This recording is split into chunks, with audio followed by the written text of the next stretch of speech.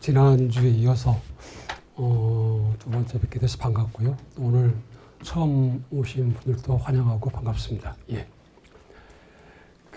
저의 기억이 좀 이렇게 좀 말짱하면 지난주에 했던 얘기를 약간 이렇게 요약해서 말씀드리자면 지난주에는 이제 실존 문학이라고 하는 타이틀을 걸고 사르트르의 구토를 얘기를 했었는데 구토는 뭐 좀 어렵습니다. 그런데 제가 그냥 쉽게 이렇게 말씀드리자면 요약해서 말씀드리자면 우리가 살아가면서 일상생활을 하면서 별로 제 주위, 그죠? 우리 주위에 있는 것들에 대해서 그렇게 이렇게 눈여겨보고 살아가지 않습니다. 그죠?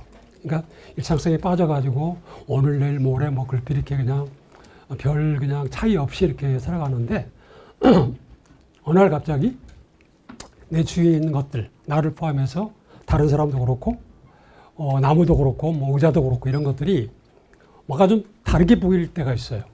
그죠? 그러니까 의자는 우리가 맨날 이렇게 앉는 것, 그러니까 유용성, 뭐 도구성 이런 걸 가지고 이렇게 평가를 하는데 이게 뭔지 이렇게 낯선 느낌이 들 때가 있습니다. 그러니까 저는 그거를 우리 주위에 있는 존재들이 자기들의 본 모습을 보여주고 있다고 생각하거든요. 근데 우리는 바쁘니까 모르지, 못 보지, 그죠? 근데 어느 날 갑자기 그런 것들이 저에게 이렇게 눈에 띄었을 때 제가 느끼는 어떤 당혹감, 그죠? 그게 구토라는 겁니다. 그죠? 그러니까 살아가면서 저는 그게 있으면 좋을 것 같아요. 그러니까 저의 어떤 삶의 질적인 어떤 그런 고향, 그죠? 근데 말씀드렸다시피 구토를 매번 느끼게 되면 못 살 거 아니겠어요, 그죠?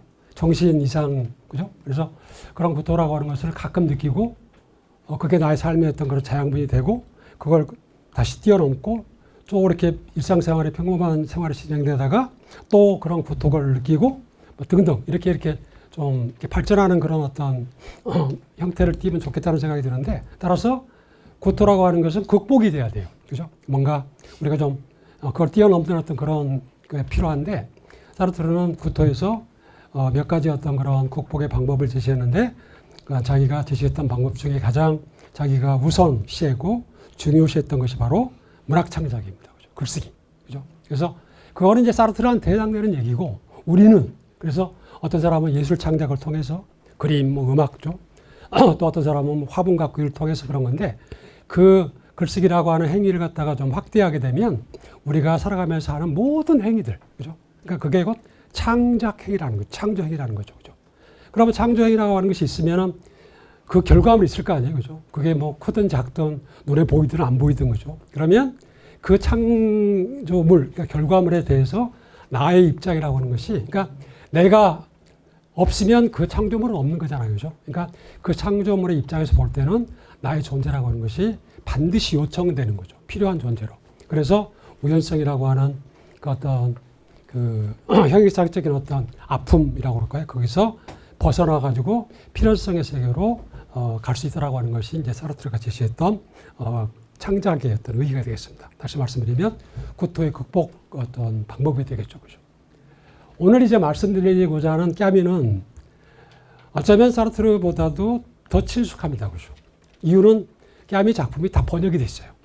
김하영 선생님 덕분으로 책상에서 번역이 되고 선생님도 갖고 계시는데 또 한두 권 빼서 또 미름사 세계던 집에 넣었는데 번역이 돼가지고 저희 사르트르 전공자들이 욕을 많이 먹습니다. 왜냐하면 아니 김하영 선생님이 하셨는데 김하영 선생님은 혼자 까미 작품 다 번역했는데 사르트르 전공자들 너희들은 좀 숫자도 좀 많은데 너희들 뭐 하고 있어? 그래서 욕을 막 먹어요. 그죠?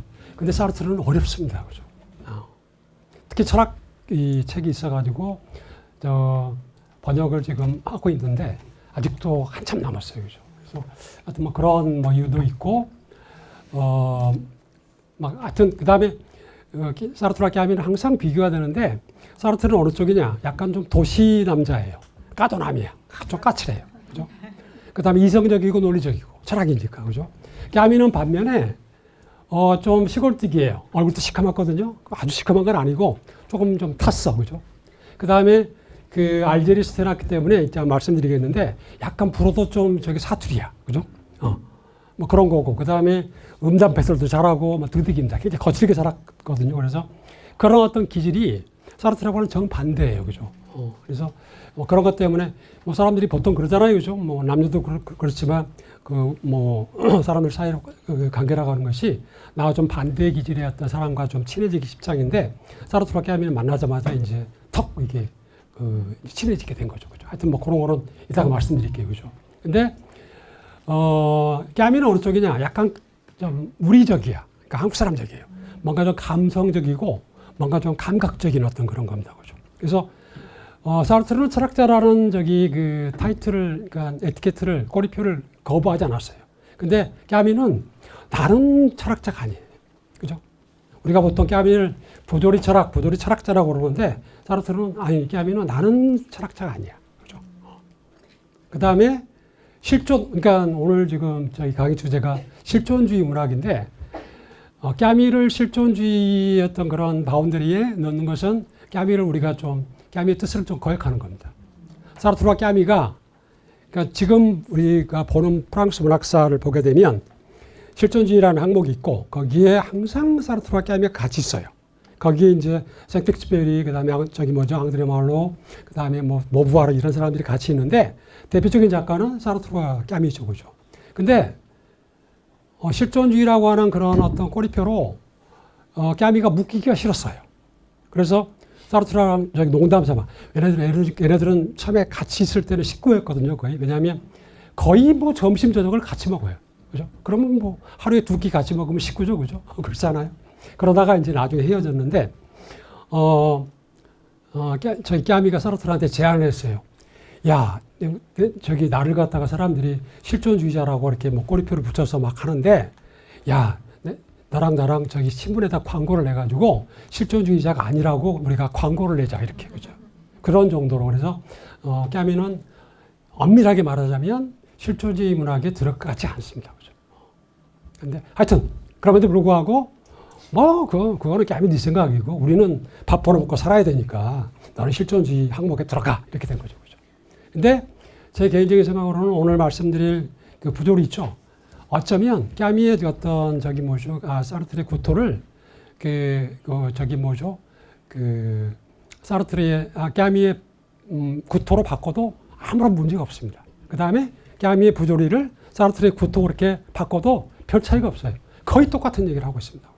그러니까 제가 보기에는 1920년, 30년 이때의 어떤 그 소위 말하는 시대의 감수성을 걔네들이 이렇게 받아들이면서 거의 같은 걸 느꼈다고 그래도 과언이 아닙니다. 그렇죠? 그래서 다만 제 개인적으로는 사르트르는 부조리라는 단어를 많이 썼는데 까미는 구토라는 단어를 거의 안 써요. 그럼에도 불구하고 사르트르를 갖다가 부조리 철학자라고 얘기를 안 씁니다. 그죠? 그러니까 실존주의 철학자, 구토의 철학자라고 얘기를 하는 그런 건데 까미는 반대로 부조리 철학, 뭐 부조리 사상가라고 얘기를 하지 구토라는 단어를 거의 잡아놓지 않습니다. 그죠? 그러니까 하여튼 뭐 그런 쪽이에요.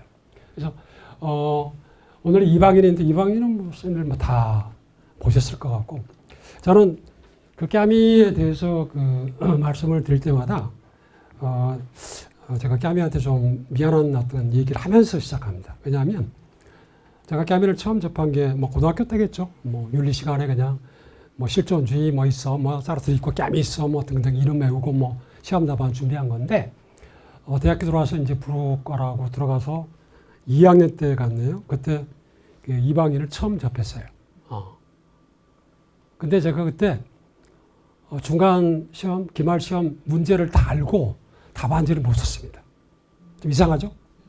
왜냐하면 그때 이제 지금이야 뭐 원서를 구입하려면 뭐 쉽잖아요, 그죠? 뭐 인터넷 뭐 하는데 그때는 서울에 딱 한 군데에서 외세를 팔았어요. 그래 이제 부모님한테 용돈 탓을 내고 엄마 나 저거 사야 돼. 그래서 뭐 잔뜩 이제 뭐 뻥튀기 해가지고 이제 샀는데 그 프랑스 아이들은 이제 고등학교 때에서 대학 지나갈 때 논술 바칼로레를 보니까 그 작품을 보게 되면 작품 뒤에 항상 해설이 있어요. 그 다음에 뭐 이렇게 좀 생각해볼 문제 이런 것들이 있거든요. 거기에 이제 뭐 문제가 몇 개 있었던 거예요. 그래서 저는 이제 책을 샀는데 그건 선생님이 이건 뭐 하겠어? 하고 그냥 넘어갔는데 나중에 봤더니 문제가 거기서 나온 거예요. 그러니까 선생님 똑같은 책을 본 거죠, 그죠? 그래서 문제를 알고도 답을 못 쓴 바보. 그래서 그 뒤로 이제 뭐 여러 가지 이유 때문에 뭐 까미를 뭐 얘기도 하고 그랬었는데 보통 도서관에서 많이 했습니다. 저기 일반 저기 대중들 대상으로 학교에서는 까미를 뭐 10주 동안 강의를 해본 적이 없어요.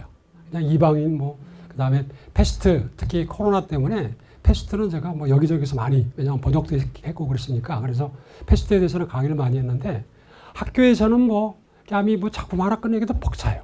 근데 도서관에서는 이제 통째로 시간을 줘요. 10주씩. 그죠?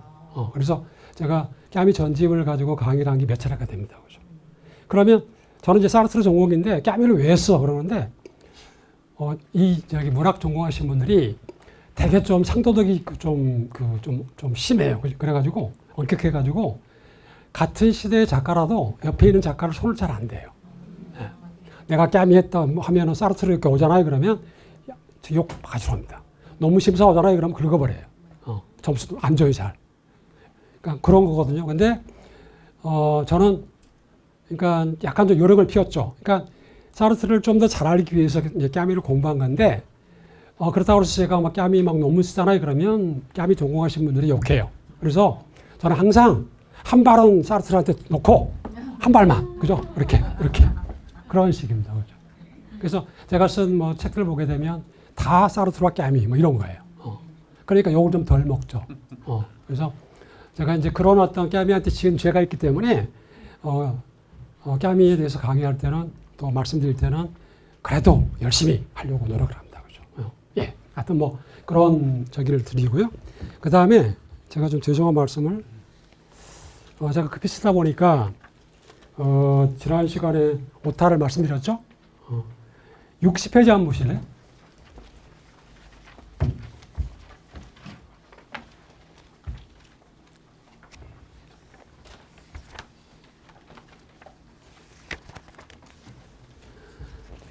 거기 아래서 한 10줄 정도쯤 되면 그쯤에 프로크루테스 있죠? 네. 거기 프로크루스에서 S가 빠졌어요. 그러니까 스가. 그죠? 스를 좀 넣어주시고 그 다음에 그 있잖아요. 이거 그리스 로마 신화에서 나온 어떤 그 강도가 사람들 잡아다가 침대 그냥 맞게끔 다리 자르고 뭐 그런 사람 있죠? 그 사람이거든요. 그 다음에 61페이지 아래서 둘째 줄. 이 순간은 왜라는 위문이 아니고 의문입니다. 그죠? 긍정 또는 의문할 때 의문. 그죠? 그 다음에 70페이지에 지난 시간에 말씀드렸죠? 그 첫 번째 보드죠? 이따가 뭐, 이거는 고쳐졌는데, 먼저 보내드린 거예요. 저기 알베르 까미에서 저기 사람 이름이 잘못됐다고 그랬었죠? 까미인데 S가 빠졌어요. 그죠? MUS. 그죠? 예, 그거만 좀, 예, 염두해 주시기 바랍니다. 예, 이제 본격적으로 시작하겠습니다. 오늘 주제는 이방인에 대한 철학적 읽기입니다. 죄송해요. 철학. 그래서, 그죠?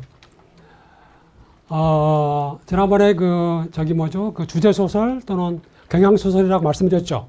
어떤 사상을 바탕으로 쓴 어떤 이런 작품들, 이런 것들을 갖다가 우리가 그 경향문학 또는 주제문학이라고 그러는데, 이방인도 뭐 그런 쪽에 속할 것 같아요. 그죠? 그래서 이제 그렇다고 그러면 이방인의 밑에 놓여 있는 어떤 그 까미의 사상이 뭘까? 그죠? 궁금하시잖아요. 그죠? 그게 바로 시지푸스의 신화입니다. 예. 시지푸스란 말은 주의를 하셔야 돼요. 뭐냐면 제가 그 원고에는 그걸 줄을 달아서 표시했는데 그 히라버로 얘기하면 시시포스입니다. 그죠? 시시포스. 그 다음에 영어로 하게 되면 시지푸스예요. 불어로 하게 되면 부드러워. 시지프야. 그죠? 그래서 어떤 말을 쓸까 하다가 시지푸스가 발음하기가 좋아요. 그래서 오늘은 그냥 시지푸스로 하기로 하겠습니다. 그죠? 예. 시지푸스의 신화입니다. 선생님, 이 책이 무지하게 어렵습니다. 제가 최근이죠. 올 1월에서 2월 사이에 그 어디에서 시지푸스의 신화를 좀 같이 그 독해를 하자 그래가지고 5주 동안 같이 읽었던 기억이 있거든요. 제가 깜짝 놀랐어요. 그전에는 그냥 대충 읽고, 뭐, 까미한테 부주는 이런 거야. 뭐, 반항은 이래. 뭐, 그냥 막 아는 척 했는데, 그 책을 이제 강독을 진짜 했더니, 아는 게 이만큼밖에 안 돼요. 그죠? 그래서 지금 제가 지금 4월 달에 책이 곧 나오는데, 그 시시푸스 신화 읽기라는 책을 썼는데 그 책이 이제 그때 강독했던 원고인데 거기 앞에다가 제가 정말로 죄송하다고 썼어요. 그죠? 그러니까 여태까지 저 강의를 들어주신 뭐 독자분들, 대중분들한테 정말 죄송하다고 그냥 알지 못하고 떠든 거예요. 그죠? 그래서 그 책이 어려운 이유가 까미의 문체는 정말 까다롭습니다. 그러니까 저는 까미를 대단히 높이 평가하거든요. 어떤 의미에서 자연 묘사는 1급입니다. 따라올 작가가 없어요. 프루스트 못 따라갑니다. 사르트르 저기 뭐죠 그 발디꿈치도 못 따라가. 그죠? 자연 묘사는 샌드로 앙거박이랄지 읽어보셨죠? 뭐 엄청납니다.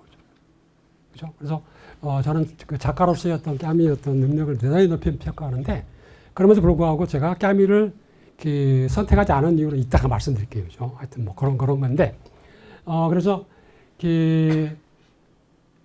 뭐죠 시푸스 신화의 내용이 주로 뭐죠 뭐 부조리에 대한 설명, 반항에 대한 설명, 자살에 대한 설명 뭐 이런 것 같은데 그래서 그 책을 우리가 그래도 내용을 좀 알고 있어야지만이 이방인의 어떤 뭐 여러 가지 것들 특히 메르소의 어떤 행동이랄지 이런 것들을 그래도 좀 이렇게 이해할 수 있을 것 같아요. 그죠?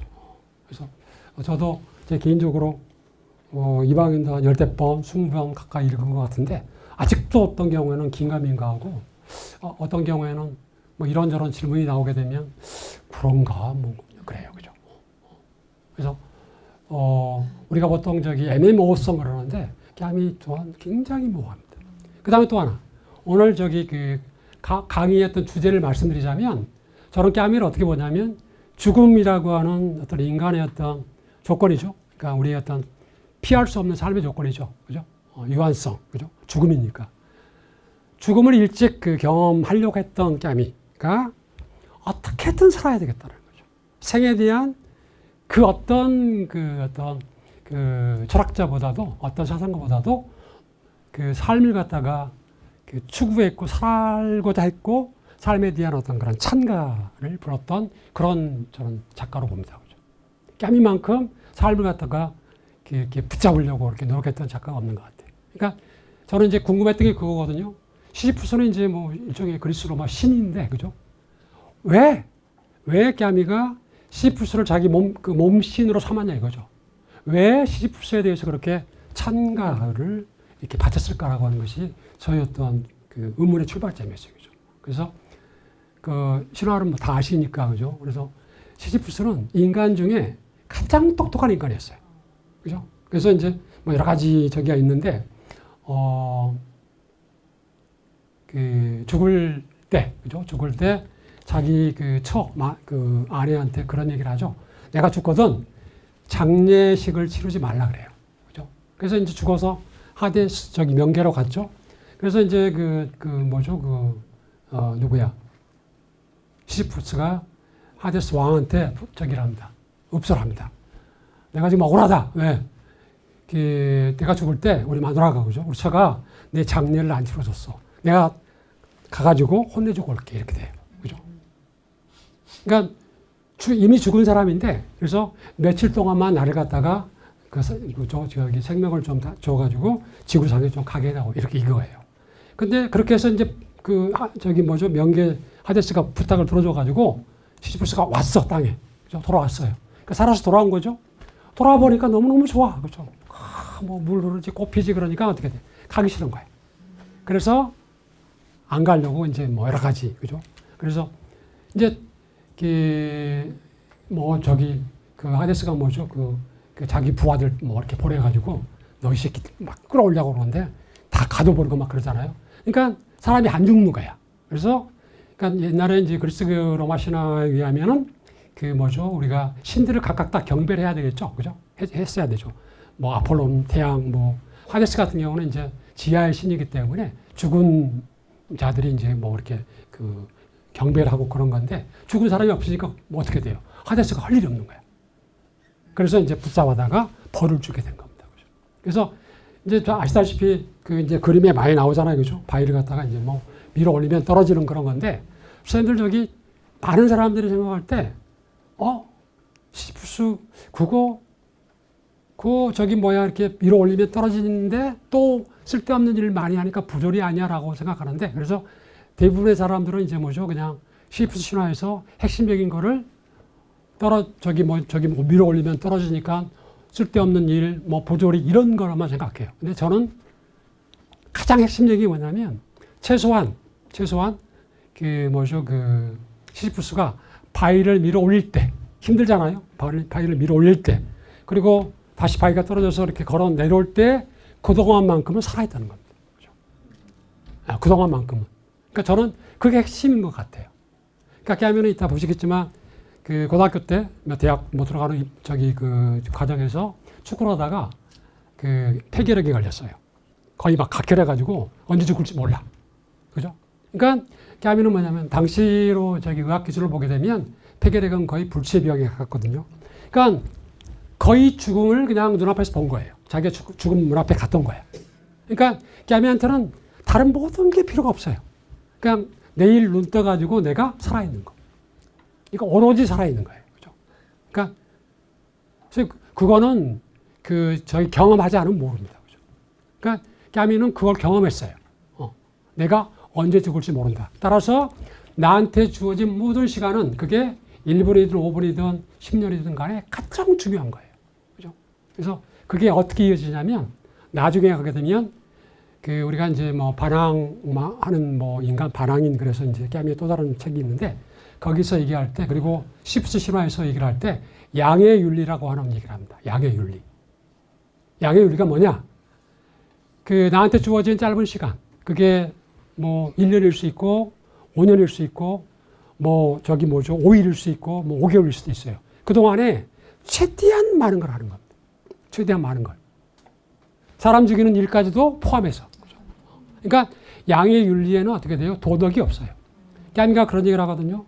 내가 만약 도덕책을 쓴다면 100페이지짜리 윤리 도덕책을 쓴다면 99페이지까지는 빈 칸으로 남아있을 것이다. 쓸 얘기가 없다는 거예요. 그리고 100페이지 마지막 판에 살아라. 오로지 삶입니다. 그러니까 저는 까미한테 있어서 가장 중요한 건 이거 같아요. 그래서 오늘 저의 얘기는 보조리 반항 그리고 죽음입니다. 그죠? 그리고 저는 죽음이라고 하는 이 개념 코드가 까미의 어떤 문학 사상을 돌파할 수 있는 입구라고 생각해요. 까미한테는 죽음이 엄청납니다. 이방인도 죽음이 3번 나오죠. 그죠? 맨 처음, 중간, 마지막. 그 다음에 패스트에는 말도 못하게 나오죠. 그죠? 그 다음에 저는 까미 작품 중에 제일 좋아하는 작품이 희곡 작품인 칼리굴라예요. 로마 황제 폭군인데 이 폭군이 자기 신하들 일반 백성들 갖다가 마구막 죽여요. 갖다가 이렇게 못된 짓 하고 막 그래. 이유가 뭐냐? 폭군 칼리굴라가 자기 여동생이 있었는데 되게 이뻐했어. 그죠? 근데 이 여동생이 일찍 죽은 거예요. 요절한 거야. 그러니까 이 칼리굴라는 뭐냐면 죽음에 대해서 강박관념이죠. 인간은 죽는데 너희 신하들 그다음에 일반 사람들은 어떻게 돼요? 죽음이 나한테 가까이 있는 것도 모르고 그냥 편하게 산다는 거죠. 그래서 죽음에 대한 어떤 그런 각성. 인간은 언제 죽는다 이거죠. 언제는 모르지만 필멸적 존재라고 하는 것을 깨우치기 위한 것입니다. 그러니까 그 역은 뭐냐면 살아있는 시간 자체가 가장 중요하다는 거죠, 나한테. 그죠? 그게 1년이든 10년이든 70년이든 간에 그런 거예요. 그래서 저는 이제 이 방에서 가장 중요한 게 이제 죽음과 생명 이거고 두 번째는 뭐냐면 질문, 의문입니다. 왜 메르소가 그러니까 까미가처럼 생명을 중시하고 목숨, 그죠? 그러니까 생을 중시했는데 왜 메르소를 죽였을까? 그죠? 메르소가 나중에 어떻게 돼요? 항고를 하게 되면 어쩌면 사형 선고에서 돼가지고 무기징역을 살 수도 있고 그런 건데 왜 항고를 않고 단두 대인실로 사라지려고 결정을 했을까라고 하는 겁니다. 이해가 안 돼요. 그죠? 그래서 요걸 오늘 같이 한번 철학적 도법으로 한번 풀어보려고 합니다. 그죠? 예. 그 다음에 지난 시간에 제가 말씀드렸다시피 까미도 사르트르와 마찬가지로 무신론자입니다.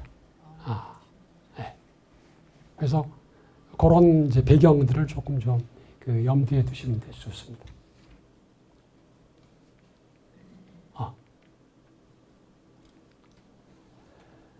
1913년에서 60년 교통사고로 뭐 요절했죠, 그죠? 그다음에 프랑스령 알디리스 출생했고요. 피에 누아르, 제가 불어.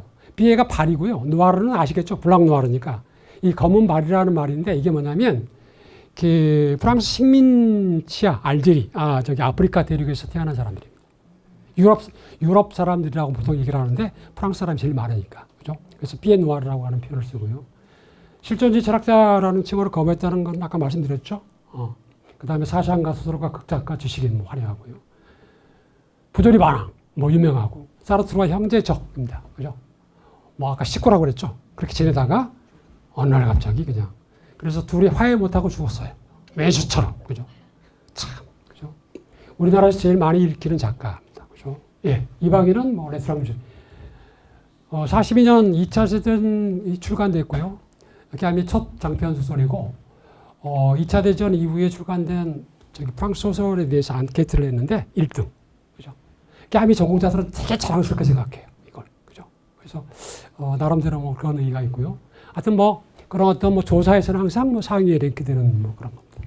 그 다음에 깨미 문학과 사상은 세 계열로 나눕니다. 이거는 깨미가 직접 얘기를 한 거예요. 그죠? 부조리 계열, 이방인, 시집세 신화, 칼리귤라 오해. 그죠? 그 희곡 작품이고요. 반항 계열은 반항하는 인간, 패스트, 저기의 사람들 계엄령 여기에 해당되고, 그 다음에 사랑 계열은 완성을 못 시켰어요. 최초 인간, 그 죽을 때 가방에 들어있던 원고를 이제 한 건데, 제가 저기 그 감정이 좀 둔한 사람이 돼가지고, 문학 작품을 보고 울지 않습니다. 눈물을 잘 안 흘리는데, 제가 눈물을 흘린 게 딱 두 번이에요. 하나는 스타인백의 뭐죠? 분노의 포도. 마지막에 그 자기 그 새끼한테 첫 물릴 때 그거 보고 눈물을 흘렸고, 그 다음에 최초 인간입니다. 저기 보게 되면 저의 어떤 시골 생활이 너무나 오버랩 돼가지고 미치겠어, 그죠? 그죠? 그래서 하여튼 뭐 그 읽기로 하여튼 뭐 고언해드리는 작품입니다, 그죠? 뭐 말씀드렸고요. 내용은 뭐 1부와 2부로 구성됐고요. 뭐 멜소, 자기 엄마 돌아가셔가지고 장례식 치르고 와서 자기 애인하고 해수욕하고 그러다가 뭐 친구들하고 같이 지내다가 어떻게 돼요? 바닷가에서 뻥! 아랍인 살해하셔, 그죠? 그 다음에 2부는 그 사건에 대한 어떤 뭐죠? 재판입니다, 그죠? 그래서 뭐. 그 다음에 우리나라에서는 그 설이 두 개인데, 저는 지금 제가 갖고 온 책은 이 책인데요. 참, 저기 책이 좀 그래서, 요거는 저기 제자가 번역한 겁니다. 요게 이제 이 친구가 저기 한 게 뭐냐면, 이방인에 대한 번역으로 저기 박사를 받았어요. 번역을 다 검토해가지고. 그러니까 그랬으니까 지가 했으니까 잘했겠죠, 그죠? 하여튼 그렇고요. 그 다음에, 시집풀세 신화도 저는 이건데, 요것도 제 제자가 한 겁니다, 그죠? 그래서 하여튼 뭐 어떤 걸 보셔도 상관없고요. 우리 저기 이 친구의 어떤 조사에 따르면 최초 번역은 53년. 서울대 불문과의 홈페이지에 가도 저렇게 돼 있고요. 51년이라는 설이 있어요. 그죠? 이거는 이제 2000년대 들어와가지고 봤더니 51년에 됐다 그래가지고 이거는 수정이 될지 모르겠습니다. 하여튼 뭐 그런 거예요. 일찍 된 거죠, 그죠? 상당히. 그 다음에 오늘은 이제 제가 말씀드리려고 하는 것은 꼭 철학적 읽기만이 아니라 이 작품이 워낙 뭐 고전이고 의미의 두께가 두터우니까 여러 관점에서 볼 수가 있어요. 예컨대 뭐 상호 텍스트적인 관점, 형식적 관점, 정신분석적 관점, 사회학적 관점, 뭐 철학적 관점들인데 뭐 요거 뭐 하나씩만 해도 뭐 그죠? 뭐 한 시간, 2시간 가는 건데 상호 텍스트성이라고 하는 것은 뭐냐? 그러니까 인터 텍스추얼리스트인데 선생님들 저희 학교 다닐 때 논문 쓰죠? 리포트 쓰죠? 리포트 쓸 때 어떻게 해요? 짜집기 하시죠? 똑같아요. 그거예요. 그러니까 작가가 소설을 쓸 때, 그러니까 작가들은 어떻게 돼요? 허가받은 도둑들이니까 인용도 않고 막 써. 그죠? 잠깐 조금, 그죠? 물론, 제가 참 좋아하는 신경수기는 그것 때문에 쫄딱 망했는데, 그죠? 하여튼, 그런 작업을 하는 것이 상호 텍스트성입니다. 그죠? 그러니까 이방인에도 그렇게 많이 들어있어요. 그죠? 근데, 텍스트는 따라서 여러 텍스트의 합인데, 이게 무슨 함의가 있어. 그러니까 많은 사람들이 이제 뭐 기본적인 건 아는데 속뜻은 모르거든요. 상호 텍스트적인 작업의 핵심적인 의미는 뭐냐면 옛날에는 소설의 세계가, 허구의 세계가 현실보다도 훨씬 더 복잡했어요. 해저 이말리 뭐 보시게 되면 우리가 막 상상해도 막 못 쫓아갈 그런 내용이 담겨 있죠. 근데 달이 뭐죠? 아폴로가 달에 착륙한 이후에는 어떻게 돼요? 현실이 소설 세계보다 더 복잡한 겁니다. 그러니까 우리가 보통 미메시스론, 그래서 소설은 어떻게 돼요? 현실에 대한 어떤 그런 모사죠. 그죠? 근데 현실이 복잡하니까 어떻게 돼요? 그걸 갖다가 그 소설화 할 수 있는 장치가 부족한 거야. 그죠? 그러니까 장치, 우리가 뭐 1인칭, 2인칭 뭐 등등 하여튼 그런 거 있잖아요. 그런 게 부족해. 형식이 부족한 거야. 그래서 과거에 우리가 지금까지 했던 형식들을 갖다가 조금씩 빌려다가 뭐죠? 그 복잡한 현실을 갖다가 미미시스 하는 겁니다. 이게 바로 그 상호 텍스트성의 의미입니다. 그죠? 지금 내일 모레 제가 그 다른 곳에서 그 움베르토 에코의 장미 이름이 있죠? 장미 이름이 상호 텍스트성의 부호예요. 선생님 그 책 보게 되면 엄청나거든요. 그렇게 하고 호르의 수도사가 그 장서관이죠. 도서관에서 이거 저기 묻혀가지고 죽이죠. 그 방법 자체가 상호 텍스트성이에요. 그죠? 그러니까 그 뭐죠? 그 하나님을 갖다 비웃는 웃음에 관한 책이 거기다 동 묻혀가지고 그게 바깥으로 나가면 안 되니까. 선생님 인간의 특징 중에 하나가 뭔지 아세요? 웃음이야. 웃음은 파괴적이에요. 선생님들 부모님이 자식들한테 아무리 얘기를 해봐. 애가 피식 웃으면 끝나버려요. 알겠습니까? 웃음은 엄청나게 파괴적이에요. 인간이 웃어버리면 끝이에요. 죄송합니다. 존경하시는 그거예요. 그래서 그 책에다 독을 묻혀가지고 못 나가게 한 거야. 그죠? 선생님, 죄송해요. 제가 야한 얘기. 고등학교 때, 득박이 뭐가 안 들었으니까 야한 책 돌아다니잖아요. 교실 자체가 빨간색, 분홍색 되게 돼요. 거기다 독 묻히면 안 되겠죠. 그죠? 그런 식입니다.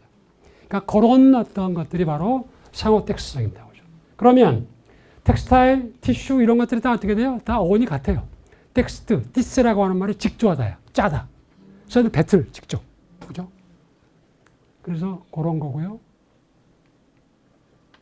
이방인의 경우는 수당일의 적과, 그죠? 아시겠죠? 재판. 그 다음에 도스토옙스키, 쥐아볼, 카프카의 성, 사르트르의 구토, 조금씩. 그 다음에 중요한 거. 이방인이란 제목입니다. 이거 어디서 왔어? 많은 사람들이 뭐 여러 가지 얘기를 하는데, 보들레르의 시입니다. 보들레르의 시. 그래서 여기 있죠? 너는 누구를 사랑하느냐? 맨 아래 세 번째 줄, 세상에 복이 득은 이방인이요. 그죠? 여기서 왔다는 것이 정설입니다. 그죠? 이처럼 제목에서부터 다. 그 다음에 형식적 관점은 1부, 2부가 거의 같아요, 분량이. 그죠? 그래서 우리가 보통 태양의 소설, 깨미 그 사상을 정오의 사상 그러는데, 대칭, 태양, 이런 거죠. 그래서 1부 18일 동안, 2부 1년 동안 이야기인데, 주로 6, 7월, 여름에 일어났던 얘기들, 태양, 중심이죠. 그 다음에 이 형식적인 것과 관련돼 가지고, 이거는 불어를 모르신 분은 몰라요. 선생님들 이 작품이 굉장히 중요한 어떤 의의가 있는데 어떤 거냐면 지금까지 프랑스 소설은 전부 다 과거 시제가 선생님 우리가 이제 영어는 과거 완료 그것만 있는데 불어는 이게 더 복잡해. 그래가지고 불어가 더 섬세하죠. 과거가 복합과거하고 단순과거라는 게 있어요. 복합과거는 뭐냐면 과거에 일어났던 일이 지금까지 영향을 미치는 거예요. 내가 어젯밤에 라면을 먹었는데 아침에 얼굴이 부었네? 이런 거예요. 근데 단순과거는 뭐냐면 과거에 일어난 사건하고 현재가 관계가 없어. 나폴레옹은 몇 년에 태어났다. 끝. 이런 거예요. 그러니까 소설이 여러 가지 사건들이 흘러가야 되죠. 흘러가려면 복합과거를 쓰면 안 돼요. 그죠? 단순과거를 써서 딱 끝나야지 말이 넘어가. 그 다음으로. 선생님 드라마를 보실 때 사극을 보면은 인조반정 그래가지고 사람 죽이고 그러죠. 그쪽 얘기가 진행되다가 딱 정리가 되고 하늘을 딱 비춰주고 3년 후 딱 나와요. 그죠? 그러면 그게 단순과거로 쓴 거예요. 그 단순과거로 써야 사건이 흘러가요. 그죠? 근데 여태까지는 그게 소설의 시제였는데 까미는 복합과거로 써요. 바꿔버린 거예요. 그죠? 그래서 처음에는 이상하다 그랬는데 내가 좋았었는데 누구들이 뭐해? 이렇게 된 거예요. 이게 이제 형식적인 관점에서 가장 중요한 겁니다. 그 다음에 1인칭 객관적으로 중시한 거, 그 다음에 등등. 인물에 대한 파괴. 그전에는 19세기 소설은 뭐냐면 어떤 인물이 있으면 언제 태어나서 어떤 뭐 하는데 메르소가 뭐 무슨 교육을 받았는지 어느 학교 나오는지 아세요? 모르죠? 그런 거예요. 인물 파괴 등등. 그 다음에 자연에 대한 수정적인 묘사도 나오고 친자연관 이런 것들입니다. 그래서 그런 것들이 아마 형식적인 쪽에서는 다룰 수 있을 것 같고요. 그 다음에 정신분석적 관점입니다. 프로이트 아시죠? 그 다음에 오이디푸스 컴플렉스 아시죠? 엄마 아빠 사이 좋아 결혼해서 행복을 누려요. 자식은 어떻게 돼? 엄마 욕심내. 똑같은 구조라는 겁니다. 저기 아랍인 저기 사례를 할 때 보게 되면 바닷가죠. 그 다음에 바이트에 샘물 있죠. 샘 바다는 어떻게 돼요? 엄마죠. 그죠? 태양은 어떻게 돼요? 아빠야. 법칙 뭐 이렇게 진리 이런 겁니다. 그러니까 저기 뭐죠? 태양과 바다가 엄마 아빠가 결혼 그죠? 화해를 이루어서 행복함을 누리고 있는데 저기 뭐죠? 메르소가 자식이 엄마 화가 난 거야. 그래서 총을 빵 쏘서 그 행복을 깨트린 장면으로 해석합니다. 그죠? 뭐 그럴듯하죠? 그런 거예요. 그래서 뭐 등등이고요. 그 다음에 여기는 오른쪽에 있는 저기 그림은 영화에서 따온 겁니다. 샘이 중요해요. 샘이 물이 중요합니다. 그죠? 그래서 그 하늘 전체 그 다음에 뭐죠? 그 바다 그 다음에 뭐죠? 뭐 등등등등. 그래서 지금 방금 말씀드린 그런 어떤 내용들이 다 요 마지막 일부의 마지막 대목에 실려 있습니다. 그 다음 메르소라고 하는 저기 사람 이름을 보게 되면 아시다시피 메르가 이제 바다거든요. 그 다음에 그 엄마 메르하고 거의 발음이 같아요. 그죠? 그 다음에 메르소 살인이죠. 그 다음에 솔레이. 그래서 메르소가 이름이 이렇게 결합된 거다 그래가지고 이러한 정신분석학적인 독법을 갖다가 뒷받침하고 있습니다. 그죠? 그 다음에 사역적 관점. 노인 살라마노 불쌍하죠? 걔 도망가 버렸잖아. 그 다음에 레몬과 애인 나쁜 놈이죠? 막 지급해줘. 그죠? 그 다음에 인종차별 나오죠? 그죠? 그 다음에 종교 문제입니다. 무신론. 뒤에서 그 목사 신부가 너 왜, 그죠? 그 다음에 사법제도와 재판입니다. 그죠? 대부분의 경우는 어떻게 돼요? 지은 죄, 그죠? 뭐, 우리가 사람을 미워하지 말고 죄를 미워해야 된다고 그러는데, 메르소는 어떻게 돼요? 그러니까 그 장례식에서 등등의 어떤 과정을 봤더니, 너는 어떻게 돼요? 죄를 지을 어떤 DNA를 갖고 태어났어죠. 본성입니다, 본성. 제가 지난 시간에 뭐라고 말씀드렸어요? 실존은 본질이 앞선다고 그랬죠? 맞아요. 그래요. 그러니까 성향, 그러니까 네이처를 갖고 태어났다고 하는 것을 자꾸 부각시켜요. 너는 엄마 앞에서 저기 엄마 마지막 얼굴도 안 봤지, 담배 피웠지, 우유 마셨지, 등등등등등등 나열하죠. 너는 어떻게 돼요? 한마디로 죄송합니다. 싸가지 없는 놈이에요. 그죠? 너는 죄를 짓고도 남을 놈입니다. 이런 식으로 몰고 가는 거죠. 그러니까 실존이 본질에 선행하는 것이 아니라 본질이 실존에 선행하는 거죠. 그죠? 그죠? 그 다음에 따라서 이건 제가 논문을 쓴 건데 재판이 아니라 재단이야. 잘라버린 거죠. 내가 갖고 있는 기준, 신부, 그 다음에 뭐죠? 판사 이런 사람들이 갖고 있는 기준이 있죠. 너는 우리 사회에서 배제돼야 돼, 경례돼야 돼. 라고 하는 그런 기준을 딱 놓고 거기에 맞춰가지고 어떻게 돼요? 메르소를 갖다가 잘라버리죠. 그런 의미에서 프로크루테스에 침입됩니다. 그죠? 재단하는 거죠. 내가 갖고 있는 생각이에요. 그런 측면. 그러니까 재판이 어떻게 돼요? 재판이 아닌 거지. 하여튼 그런 거고요. 그 다음에 까미는 뭐 때려 죽어도 사형제도에 대해서 반대했죠. 까미는 죽음에 대해서 무조건 반대입니다. 그죠? 그래서 그런 것들. 그 다음에 식민주의적 관점인데 이게 재밌어요. 에드워드 사이드라고 영문학자입니다. 오리엔탈리즘이라고 하는 단어 들어보셨죠? 책을 썼거든요. 문화와 제국주의라고 하는 책도 썼어요. 여기서 사이드가 우리 까미를, 대단한 까미를 마구 비판했어요. 그죠? 비판한 이유가 뭐냐? 까미는 프랑스 식민지였던 알제리에서 태어났는데 왜 사르트르보다도 그 알제리 독립을 위해서 막 열심히 투쟁하지 않았냐 이거예요. 그런 저기를 이렇게 비난을 들만 하겠죠. 그런 내용이 이제 사이드의 내용입니다. 그죠? 근데 우리나라도, 그러니까 이제 사이드가 했던 얘기는 뭐냐면, 메르소가 아랍인을 죽인 것은 식민자가 피식민자를, 그죠? 그러니까 프랑스 애가 아랍인을 어떻게 돼요? 아무런 죄의식 없이 그냥 쏴버렸다는 거죠. 그죠? 그거 비판한 거예요. 근데 놀랍게도 우리나라에서 사이드보다도 훨씬 더 이전에 이런 이론을 제시한 사람이 있어요. 누구냐? 백기환이야. 예. 네. 이름을 들어보셨죠? 죄송해요. 보신 분도 계시고. 좌파야. 우리나라 대통령 후보로도 나왔어요. 이 양반이 자기 딸이 모 대학교, 좋은 대학 들어갔는데 사학과 들어갔어요. 딸한테 주는 편지를 모아놓은 책이 자주 걸음 입에 물고 옥색 지방 휘날림이에요. 저 책 있어요, 지금도. 저 책에서 저기 뭐 딸아, 너는 대학 들어가서 뭐 낭만을 즐기고 좋겠다. 하지만 알아둬라. 이방인도 읽을 것이야. 감상에 젖지 말고 이런 책이야. 이렇게. 그래서 사이드와 똑같은 이론을 제시합니다. 그죠? 알겠습니까? 놀랍죠, 그죠? 그 다음에 또 하나. 최근에 나온 책인데요. 메리소 저기 그 살인 사건 있죠? 카멜 다우드. 이거는 이제 그 기자가 쓴 건데, 그 알제리 출신 기자인데, 한마디로 말씀드리자면 이방인, 깨미 이방인을 완전히 거꾸로 쓴 책이에요. 선생님들 저기 그 죽은 그 저기 아랍인은 이름이 없죠? 이름이 없죠? 이름이 있어. 그죠? 그 다음에 태양 때문에 죽인 게 아니라 달 때문에 죽여. 낮에 죽인 게 아니라 밤에 죽여. 전부 다. 비판한 거죠. 그죠? 그래서 뭐 이거 가지고 뭐 논문들 많이 씁니다. 그죠? 하여튼 그런 거고요. 철학적 관점. 부조리. 부조리란 무엇이냐? 시집스 실어는 어렵다고 그랬죠. 철학적 산문시라고 합니다. 시도 어려운데 철학적 산문시야. 미치겠어요. 그죠? 정말 어렵습니다. 거짓말 안 해요. 그죠? 하여튼 부조리라고 하는 것은 본질적으로 일종의 이혼 절연이다라는 겁니다. 감정이에요. 무엇과 무엇에, 그러니까 이혼이면은 A와 B가 있을 거 아니에요. 그죠? 절연이면 뭔가 붙어 있는 것이 있을 거 아니에요. 그죠? 깨미한테 있어서 절대는 인간과 자연이 하나가 되는 겁니다. 인간과 세계가 하나가 되는 거예요. 그죠? 이상하죠? 그러니까 신이 아니야. 그러니까 깨미는 어떻게 돼요? 어렸을 때 바다에 들어가면 행복한 거예요. 얘는. 그죠?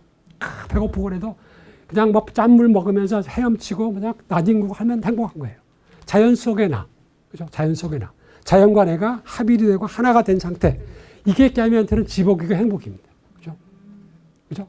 그런데 어느 날 갑자기 인간과 세계 조화 화해인데, 그러니까 이쪽이 그 세계에 들어가 있으면은 안정되고 익숙하고 조용하던 세계가 갑자기 어떻게 돼요? 뭔가가 막 무너진 것 같고, 그 깨미의 그 유명한 표현이 있죠. 무대장치. 무대장치가 다른 말이 아닙니다. 데코레이션. 내 주위에 있는 무대장치가, 익숙했던 무대장치가 갑자기 무너져. 그죠? 어떻게 돼요? 이상한 거야. 그죠? 왜 그렇지? 그러면 뭔가가 시작된다는 거예요. 철학이 시작되는 거죠. 그죠? 그렇잖아요. 그런 감정. 그것이 바로 부조리의 첫 증후입니다. 혹시 지금 여기 계신 분 중에 느끼신 분 계세요? 저는 오늘 또 느꼈어요. 우리 집사람이 왜 이렇게 쌀할까? 왜 나를 갖다가 막 할까? 평소에는 그렇게 착한 사람이 그런 거예요. 아주 단순하게 그죠. 그러니까 그런 겁니다. 그러니까 뭔가 나 익숙했던 것들이 이상한 거야. 그런 느낌이거든요. 그게 바로 왜라고 하는 질문이 시작되는 순간, 그죠? 뭔가가 내 안에서 움직이기 시작하는 그런 순간이 되겠습니다. 장치들이 문득 붕괴되는 순간입니다. 시작된다는 말이 중요합니다. 제가 지난 시간에 말씀드렸죠? 그 구토에 있어서 중요한 거, 깨어있는 의식 상태라고 그랬죠. 반수명 상태가 아닙니다. 여기서도 그거예요. 그냥 다람쥐 쳇바퀴 돌듯이 살아가게 되면 그런 순간이 안 옵니다. 위기 못 느끼잖아요. 그죠? 항상 내가 질문을 던지면 답이 있어요. 내가 이 세계에 대해서 질문하는 게 우리가 사는 거 아니에요? 답이 있어. 뭐 저기 서울역에서 내려오는데 11시 뭐 1시 몇 분 차례 가면 차가 와. 규칙이죠. 정상이죠. 일상이죠. 이게 물론 이게 없으면 생활이 안 돼요. 근데 그게 너무나 규칙적이고 반복적이고 기계적이어 봐. 좀 따분해요. 샌들 어떻게 돼요? 똑같은 일 하시면 좀 따분하시잖아요. 똑같아요. 그러다가 어느 날 갑자기 이게 아닌데 라는 느낌, 구토 같은 느낌, 낯선 걸 보여주는 느낌, 이 순간이 바로 부조리를 느끼기 시작하는 순간입니다. 샌들 불어로 저기 그 부조리가 압수일이에요. 압수일. 그죠? 압수일. 여기에 중요하게도 수루라고 하는 말이 들어가 있어요. 수루가. 보로로 수루가 뭐냐? 귀머거리예요. 못 듣는 거예요. 사람들 어떻게 돼요? 제가 인간으로서 살아가면서 세계에 대해서 질문을 던지죠. 그죠? 과학자는 과학자대로, 수학자는 수학자대로 질문 던지죠. 세계는 어떻게 돼요? 답을 주고 있죠. 주고 있죠. 선생님 그러잖아요. 저기 답을 주고 있죠. 내가 못 듣는 것 뿐이에요. 듣는 건 어떻게 돼요? 일상생활 뿐이야. 일상생활은 내가 질문을 던지면 답이 와요. 그죠? 그러니까 익숙하죠. 인간이 낙인을 찍어요. 이거는 우리가 해볼 수 있고 지배할 수 있어. 그런데 내가 못 듣는 순간, 세상이 왜 이래? 저기 우리 집에서 잘 크다가 강아지가 갑자기 죽었어. 왜 그래? 이해가 안 돼요. 그런 순간. 그러니까 세계와 인간 사이에 어떤 틈이 벌어지는 순간이 바로 부조리입니다. 아시겠어요? 다른 거 없습니다. 주위에 익숙함 못하지 않지 무너짐, 세계의 두꺼움과 낯설음, 부조리의 첫 징후입니다. 그렇죠? 다 똑같은 얘기입니다. 부조리 각성의 조건은 뭐냐면 깨어있는 의식이에요. 각성, 명증한 거, 명석한 정신입니다. 그러니까 그런 의미에서 사르트르와 까미는 같은 과예요. 그렇죠? 흐리멍텅한 안 돼요. 그렇죠? 그런 식입니다. 아침에 기상 전차를 타고 아주 유명한 이거는 사르트르한테 나온 얘기입니다. 이 행로는 대개의 경우 어렵지 않게 이어진다. 저는 이게 우리 일상생활 아니에요? 그죠? 오늘 아침에 내일 출근 똑같잖아요. 그죠? 그죠? 거기에 토요일, 일요일에 약간 여행, 휴가, 여행 갔다가 다시 일상생활. 일상생활은 어떻게 돼요? 블랙홀이라고 그랬죠? 다 빨아들여 버려요. 거기에 빠지면 누구도 못 헤어나와. 그런데 그걸 딱 깨는 어떤 순간 이게 바로 부조리. 그죠? 정신이 조금이라도 깨나 움직이기 시작하면 이 세계는 금이 가고 무너진다. 어떻게 돼요? 그걸 누가 감당해야 돼? 내가 감당해야 되죠. 그렇습니다. 부조리. 구토할 때 제가 뭐라고 그랬어요? 구토는 계속 느끼면 어떻게 돼? 정신병자죠. 부조리도 똑같아. 매번 답이 없어. 못 살아가지. 그러니까 부조리도 느꼈다가 극복을 하고 다시 이게 반복돼야 돼요. 그죠? 까미가 스시나에서 제시하는 부조리 극복의 방식은 세 가지입니다. 하나는 뭐예요? 죄송합니다. 자살이야. 우리 다리가 아프면 자살하지 마. 그죠? 써 있죠? 자살. 두 번째가 종교예요. 희망. 세 번째가 바로 반항입니다. 그죠? 자살은 실패예요. 왜냐? 아까 부조리라고 하는 것은 세계와 나 사이의 어떤 이온, 절연이라고 그랬죠? 그러니까 부조리가 성립하려면 세계와 나가 있어야 되죠. 자살은 어떻게 돼요? 세계는 그대로 있는데 어떻게 돼요? 내가 없어지는 거야. 그러니까 저는 그런 거 있죠. 가끔. 연병할 이 세상은 난 못 살아. 죽어버려야 되겠어. 내가 죽으면 내가 다니던 회사 안 움직이고 다 막 망할 거야. 망합니까? 아니죠. 세계는 그대로예요. 그러니까 자살은 부조리에 대한 해결책이 못 돼요. 그죠? 그러니까 자살은 하면 안 되겠죠. 그죠? 두 번째, 종교예요. 종교는 어떻게 돼요? 현실을 부정하고 미래에 대해서 희망을 거는 겁니다. 까미는 최소한 제가 알고 있는 까미는 과거 의미 없어요. 미래 의미 없어요. 현재만 의미가 있어요. 내가 오늘 아침에 일어나서 살아야 돼. 살아 있어야 돼. 그죠? 까미는 미래에 대해서 희망을 거는 사람을 굉장히 비판을 많이 했어요. 반항하는 인간에서 이게 사르트르와 까미가 갈라지는 어떤 시발점이 되는데 혁명을 부정했거든요. 혁명을 부정했어요. 왜냐? 혁명을 하면은 항상 어떻게 돼요? 반동으로 끝나가지고 그놈들이 또 포구이 된다는 거예요. 근데 혁명을 하는 사람들이 내세우는 게 뭐예요? 지금 현재의 어떤 불합리한 세계는 어떻게 돼요? 폭력을 통해서 부셔가지고 미래에 유토피아를 건설하겠다는 거죠. 그죠? 근데 까미는 미래 유토피아? 그거는 그때 가보면 달라요. 이거예요. 그래서 진보적 폭력 개념이 거기서 나와요, 선생님. 지난번에 질문하셨죠? 진보적 폭력 개념이 멜로퐁티가 주장한 건데 사르트르도 이게 대해서 동조를 했어요. 뭐냐면 미래 유토피아를 건설하기 위해서 현재 저질러지는 작은 폭력, 그죠? 작은 폭력은 정당화될 수 있다는 겁니다. 그죠? 그러니까 그 뭐죠 미래의 어떤 그런 유토피아를 건설하기 위해서 지금 뭐 숙청을 가하고 사람을 죽이고 이런 것들이 정당화 된다는 거예요. 그러니까 목적과 수단의 어떤 그런 논리에서 목적이 정당하면 수단도 정당화 될 수 있다는 거예요. 그러니까 필요한 폭력이죠. 사르트르는 오케이 이거 주장했어요. 까미는 아니라는 거예요. 사람을 죽여서는 안 된다는 겁니다. 그렇죠? 그래서 둘 사이에 갈라졌습니다. 이거 플러스 최근에 나온 얘기인데 사르트르의 애인이 보부아르였죠. 까미가 보부아르를 건드렸대. 이거는 최근에 나온 얘기입니다. 그죠? 그래서 이제 그런 것 저런 것들 결합돼 가지고 화가 났다는 거죠. 등등등등. 그렇습니다. 그죠? 따라서 그 미래 종교의 세계는 어떻게 돼요? 내세 검증할 수가 없죠. 아니 뭐 어떻게 알아 그걸? 그 믿음이지. 그러니까 그러면은 종교도 부조리를 극복하는 방식으로 해서 제외합니다. 세 번째 반항이에요. 반항. 그러면 사람들이 뭐 좀 이상하게 생각해. 어쩌고 저쩌고. 막 때려 부시고 아니에요. 세계를 다시 끼얹는 거예요. 그러니까 절연은 인간과 세계가 이온인데 때려 죽어도 좋아. 나는 죄송합니다. 그런 표현 있죠? 개똥밭에 굴러도 이승에서 굴러올래. 그거예요. 정확하게 그겁니다. 그러니까 어떤 고난이 나한테 닥쳐도 좋으니 나는 살래. 이거예요. 세계를 끼얹고.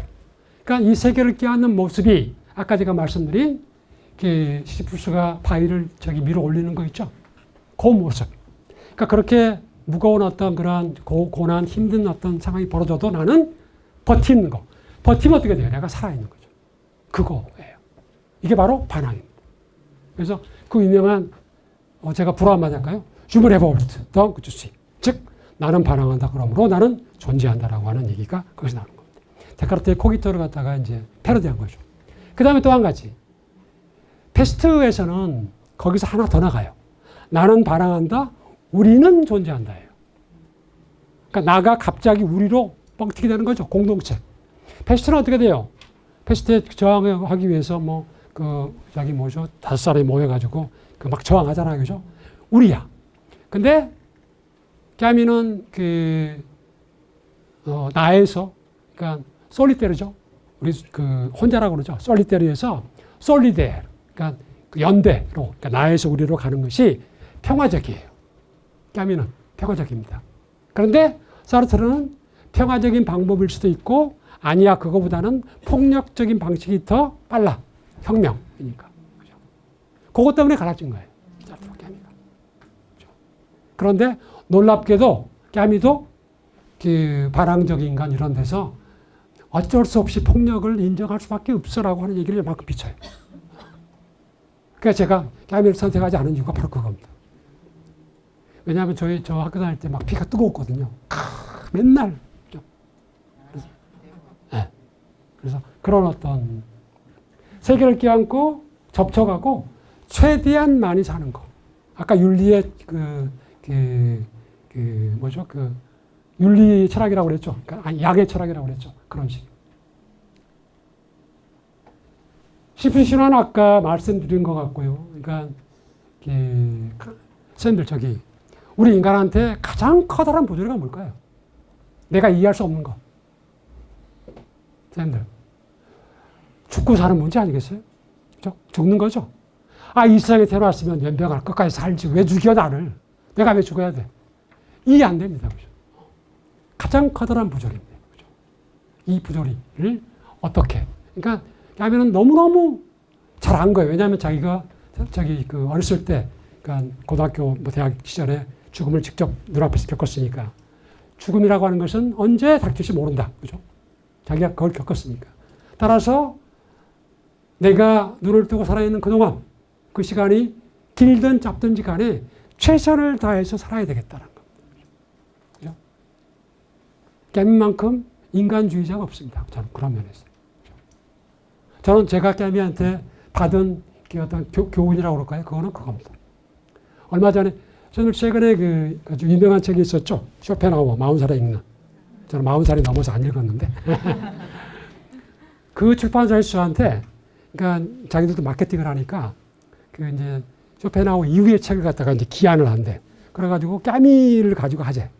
그래서 받아가지고 제가 몇 차례 원고를 보냈는데 너무 어렵대, 선생님. 너무 어렵대. 그래서 제가 그랬죠. 저는 더 이상 쉽게 못 씁니다. 그죠? 제가 저기 그 쇼펜하우어 그 책 봤거든요. 제가 쓴 것보다 2배 더 어려워. 저 그 책 보고 사람들이 막 감동한 이유를 모르겠어요. 한두 가지는 쉽게 이해되죠. 전체적인 내용 무지하게 어렵습니다. 그래서 저기 역시 광고 효과가 크다. 그래서 지금 거기랑 지금 낙장하고 그냥 안 하고 마는데 그때 또 까미 또 다 봤잖아. 아주 그렇습니다. 그래서 저는 시시푸스는 뭐냐면 까미한테는 생명의 상징이다. 생명의 상징. 살아있다는 것의 증거. 어떠한 고난이 닥쳐도. 그죠? 멜소의 죽음 구절입니다.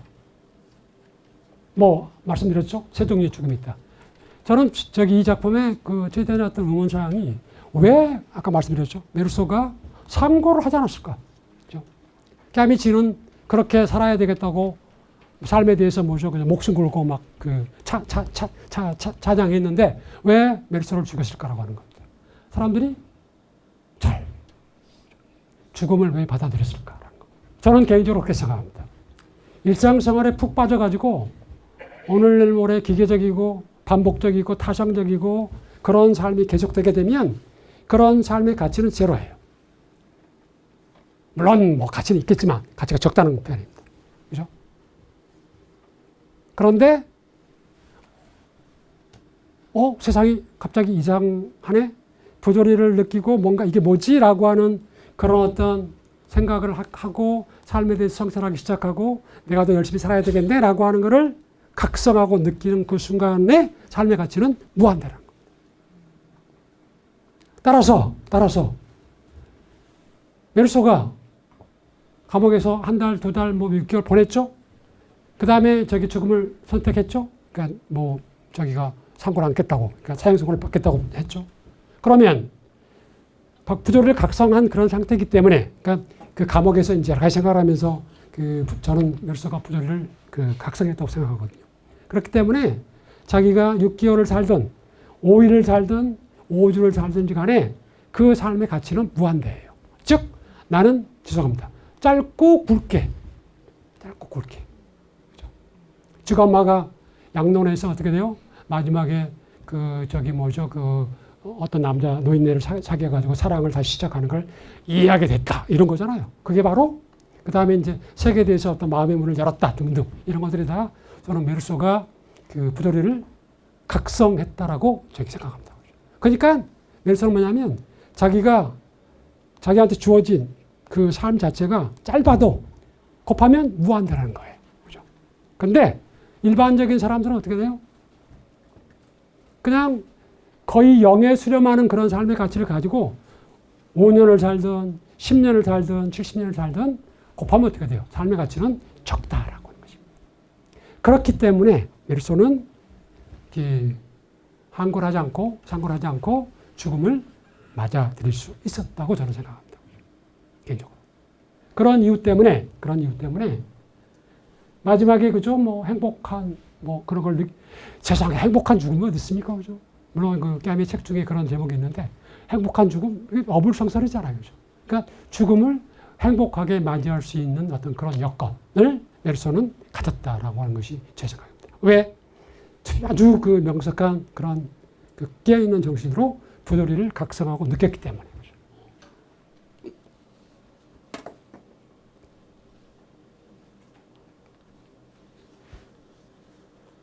따라서 멜소의 죽음의 의미는 현실적, 구체적 반항입니다. 그죠? 선생님, 이방인에서 가장 핵심적인 게 뭐예요? 우리와 다른 자죠. 그죠? 우리는 다 동질적이야. 호모제네이트죠. 호모제니어스 하는 건데, 얘는 헤테로야. 우리와 달라. 선생님, 인간은 자기와 다른 것을 참지 못합니다. 선생님, 베르베리의 나무라는 소설 아시죠? 그 유명한 작품 있죠. 거기에 투명 인간이라고 하는 단편이 있어요. 그 단편이 어떤 거냐면 과학자가 있습니다. 실험을 해요.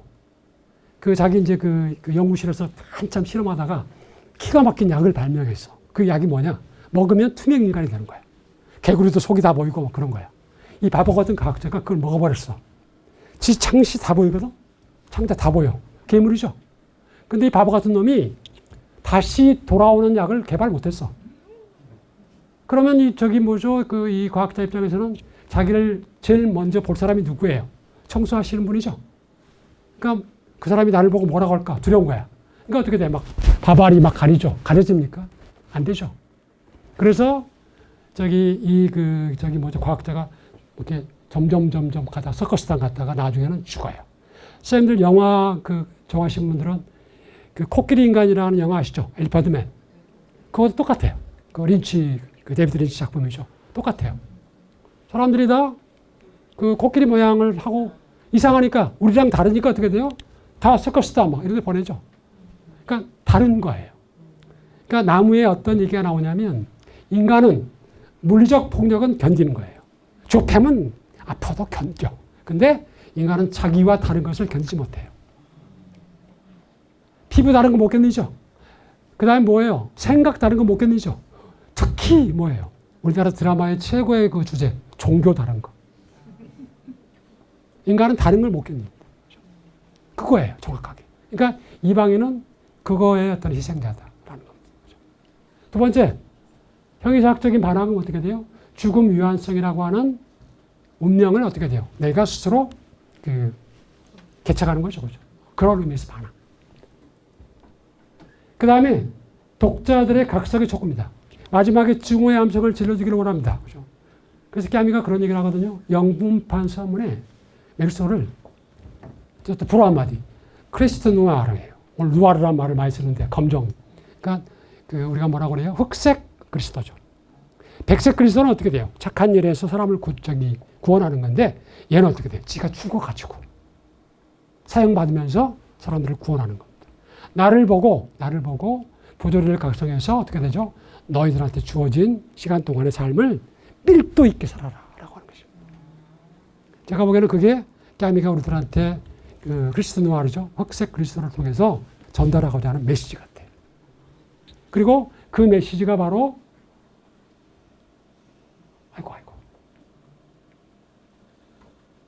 갈리굴라. 아까 로마 황제 얘기했었죠. 똑같아요. 그래서 그런 말씀들을 드릴 수 있을 것 같습니다.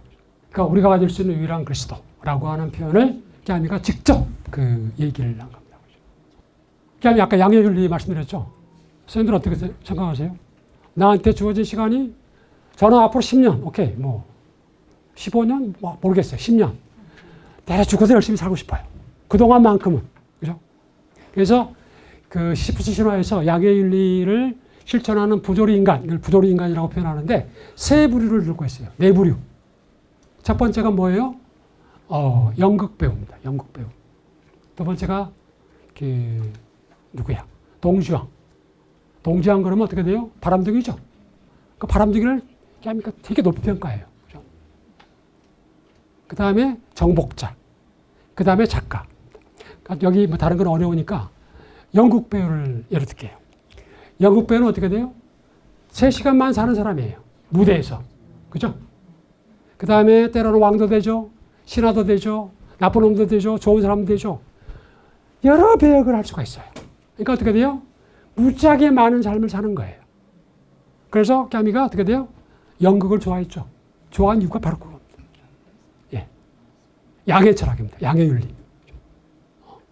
그래서 그런 주어진 삶을 최대한 사랑하라. 죽음을 두려워해서는 안 된다. 그것은 죽음을 너무 영광스럽게 만드는 것이다. 죽음에 반대되는 게 뭡니까? 생명을 우리가 영광스럽게 만들어야 되겠죠.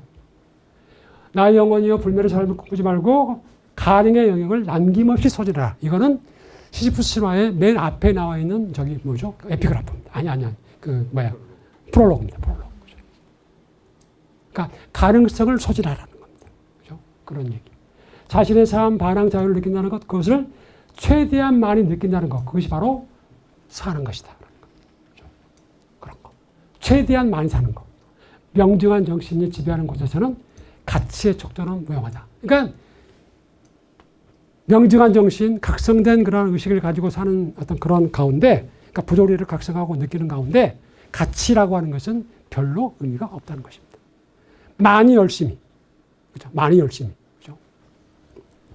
조건은 부조리 각성, 깨어있는 의식, 그 다음에 그 시프스 신화를 보게 되면 집요함, 참을성, 성실함, 솔직함, 요게 다 배어 있어요. 그죠? 많은 사람들이 부조리 반항만 얘기를 하는데 실질적인 거는 집요함입니다. 삶에 대한, 그죠? 그 다음에 참을성, 그죠? 그 다음에 성실함과 솔직함. 이게 뭐예요? 바위를 밀어 올리고 있는 시지푸스가 보여주고 있는 모습입니다. 이미지입니다. 그죠? 그런 것들을 볼 수 있고요. 요거는 뭐 제가 그냥 밑에서 가보고 사람들 많이 만나보고 뭐 하여튼 뭐 많이 하라고 그렇게 한 겁니다. 그죠? 두 번 다시 볼 수 없는 것을 사랑하라. 그 빈이라고 하는 프랑스 시인인데 이것도 인용하고 있고요. 사랑한다는 것은 한계가 없다. 그죠? 그리고 전체를 다 포용할 수만 있다면 껴안는 방법이 서툴르든 어떡하기. 그죠? 이겁니다. 세계를 사랑하는 건데, 그죠? 물론 세계 안에는 여러 가지가 포함되죠.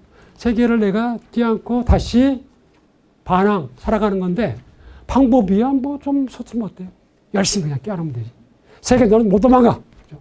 세계를 껴안고 있다는 것은 곧 내가 살아있다는 것이 증거입니다. 그죠? 그래서 그런 얘기들. 그 다음에 균터그라스죠? 양철북의 노벨 문학상을 받은 사람인데, 이 사람이 깨암에 대해서 얘기를 합니다. 깨암이는 나의 주치의다라는 겁니다. 그죠? 제가 보기에는 균터그라스도 거의 같은 것들을 연상했을 것 같아요. 살아있는 것을 사랑하라. 그죠? 열심히 살자. 그죠? 저는 저녁에 새벽에 자다가도 깨암이 그러면 이 얘기 들으면 번쩍 일어나요. 책상에 가가지고. 그렇습니다. 그래서 그런 의미에서 저는 한편, 그러니까 제가 깨암에 대해서 반성을 많이 했는데, 깨암이는 친자연관이라 그랬죠. 자연은 엄청납니다. 볼 때마다, 그러니까 뭐 이렇게 한 줄도 빼놓을 게 없어. 쇼펜하우 40세 그런 비슷한 책을 쓰려고 책을 쭉 봤는데 인용할 게 너무 많아. 인용할 게. 그래가지고 추리다가 이렇게 선별하다가 시간 막 보내고 그런 적인데 정말로 멋진 문장이 많습니다. 불어로도 멋있어요. 그죠? 그 다음에 이런 걸 통해 가지고 깨암이의 인간에 대한 사랑, 그죠? 그런 것들도 제가 느낄 수 있어 가지고 그래서 인용한 일화 한 가지만 말씀드리고 한 5분 정도 쉬었다가 하겠습니다. 깨암이가 노벨 문학상을 받았죠, 57년에. 스웨덴 우리 한강처럼 연설을 했어요. 수상 연설을 했는데 그때 옵살라 대학 학생들한테 좀 비판을 받았습니다. 이유가 뭐냐? 그때 학생들이 했던 질문의 내용이 이런 거였어요. 당신이 지금 그죠? 혁명의 지도자야. 어머니가, 너희 엄마가 너를 갖다가 막 좀 그죠? 하려고 하면 너희 어머니를 어떻게 하겠어? 그렇게 물어본 거예요. 짓궂죠? 그죠? 학생들이. 그랬더니 깨암이왈, 나는 혁명보다는 우리 엄마야. 우리 엄마야. 그죠? 그래서 이제 많은 사람들이 코멘트를 할 때 혁명의 지도자가 아니다.